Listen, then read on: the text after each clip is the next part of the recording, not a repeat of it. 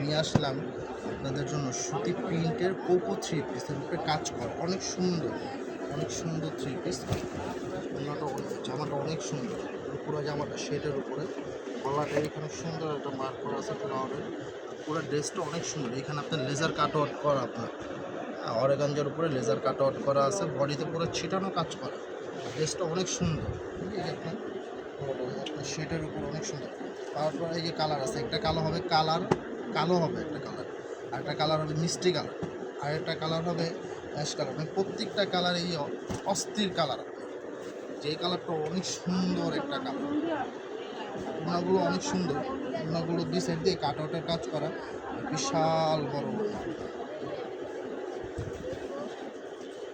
ওনাগুলো, বিশাল বড়। দুই সাইড দিয়ে যে কাজ করা, আপনার কাট আউটের কাজ করা, ফ্লাওয়ারের উপরে পুরোটা কাট আউটের কাজ করা।